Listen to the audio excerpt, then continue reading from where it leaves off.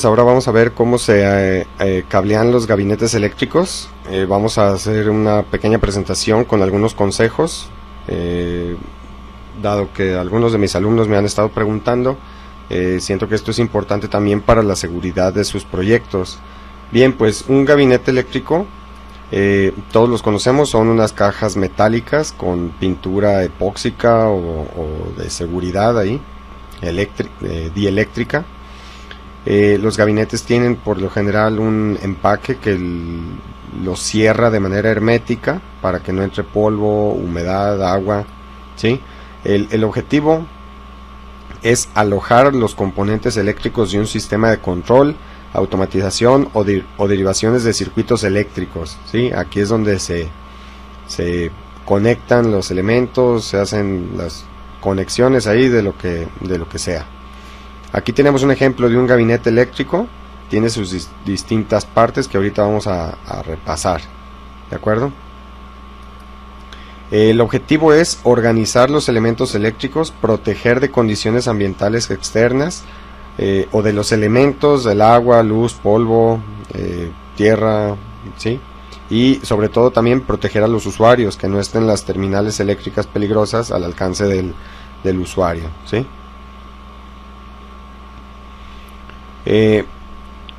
Algo muy importante es la seguridad. Dependiendo de lo crítico del proceso o las condiciones del sistema, pues deseamos proteger del polvo, de los elementos, que estén limpios, o también veces la limpieza del sistema, ¿sí? O el alcance de las partes. El gabinete puede tener diversos niveles de seguridad. Por ejemplo, aquí tenemos un gabinete de doble puerta en el que si las dos puertas están cerradas, pues incluso se puede lavar hasta con agua, ¿no? Dependiendo si el gabinete es lo suficientemente hermético y está lo suficientemente protegido. A veces en empresas donde hay mucho polvo o se tiene que lavar a fuerzas con agua o con desinfectante, pues necesitamos algo muy seguro, por ejemplo esto con doble puerta, ¿sí? En otros casos hay acrílicos internos, ahorita vamos a ver un ejemplo. Bien, algo muy importante es la identificación. Todos los elementos del gabinete de control deben llevar identificación, ¿sí? En los cables directamente en las conexiones internas de los elementos de control, siempre. Para esto se utilizan este tipo de marcadores o tags que les llaman, que son por color y por número, ¿sí? Entonces estos se colocan de manera muy amigable en los cables, en las terminales, para no perder ningún punto eléctrico de nuestro circuito. Hay de distintas formas, colores, se pueden poner en varios para formar el número que nosotros deseamos darle al sistema. También tenemos que identificar todos los elementos que están afuera del gabinete. Todos los botones, todas las luces, todos los indicadores deben de estar correctamente identificados, ¿sí? La lógica es que lo entienda una persona que no sabe nada del equipo, o sea, que diga aquí paro, encendido general, bomba 1, luz lateral, motor principal, etcétera, ¿no? Para saber si hay un accidente, pues que alguien venga, vea y identifique el botón que dice paro general o bomba 3, ¿no? Bien, también en la parte interior debe de identificarse los instrumentos o accionadores. Por ejemplo, aquí tenemos un gabinete en donde vemos cada elemento tiene su etiqueta con el nombre del elemento que está conectado adentro del gabinete, ¿sí? Ahí lo observamos. Sí, absolutamente todo identificado. El cableado es muy importante, siempre conducido por canaletas plásticas para evitar desgaste por rozamiento, por vibración. Muchas veces los cables están tocando las paredes internas y con la vibración, al paso de los años, ese plástico, ese aislante que está alrededor de los cables, se rompe y termina tocando la lámina metálica del gabinete y puede provocar cortocircuitos o accidentes, ¿sí? Ahora, algo importante, las salidas en las terminales son directamente a la conexión, sin rozamiento con el gabinete, ¿sí? Por ejemplo, aquí se observa, está la canaleta donde van todos los cables y nada más sale el cable de la canaleta y llega al punto de conexión. No hay cable ahí enroscado, sobrante, que quedó más largo, que quedó más corto, no, tiene que quedar exacto. Ahí vemos cómo están las terminales, el canalizado. La luz evita accidentes, muy importante. En gabinetes grandes tenemos que poner luz. Luego los usuarios se meten mucho la cabeza al gabinete y pueden hacer contacto aquí, la frente, la nariz, o golpearse, ¿sí? Eso es peligroso. Y sobre todo también hay protecciones de acrílico trasero. Aquí no hay acrílico. Ah, sí. Este acrílico trasero es el blanco que está aquí atrás. Es precisamente para que haya menos posibilidad de que vaya a haber algún corto, ¿sí?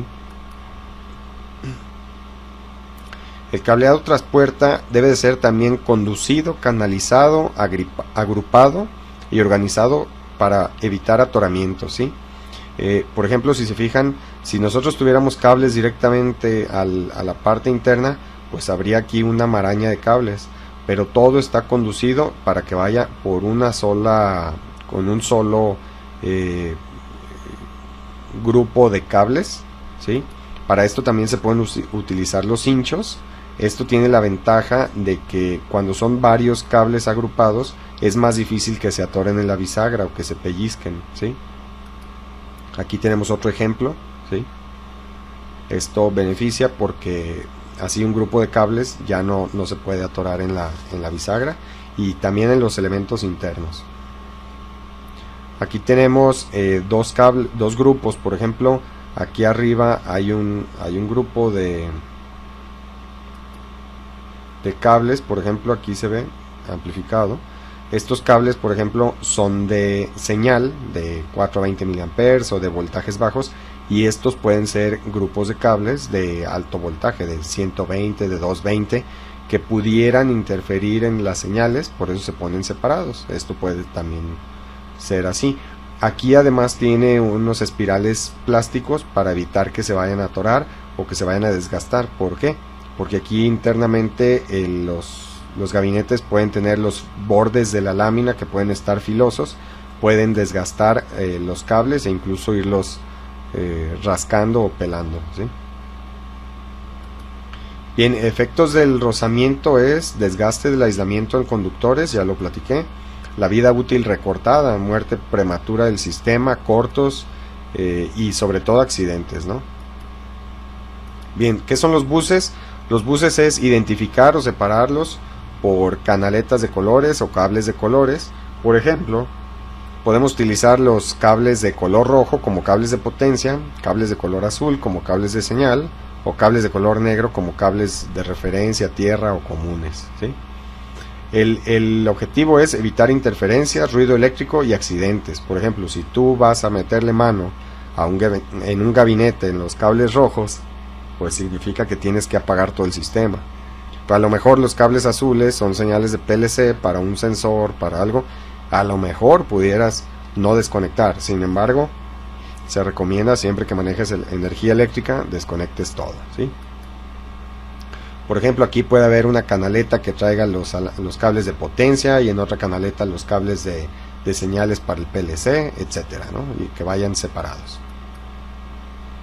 Diagramas. Todos los gabinetes de control deben tener un diagrama eléctrico, ya sea para referencia, reparación, modificación o maquila, ¿sí? Siempre será necesario que en el diagrama se plasmen todos los elementos del sistema debidamente identificados, como ya lo vimos, con los nombres y números de los elementos y cables, ¿sí? Que un diagrama tenga el número del cable, el nombre del elemento, del interruptor, del relevador, del transformador, del motor, del indicador frontal, etcétera, ¿no?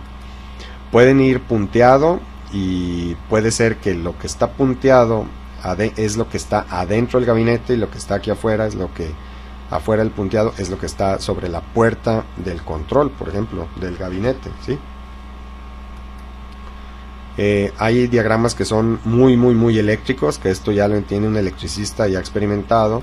Hay otros diagramas más entendibles, más lógicos, ¿sí? El diagrama físico también será necesario, ya sea para incluirlo de manera estética en un manual de usuario del sistema o para su fabricación o maquila del gabinete.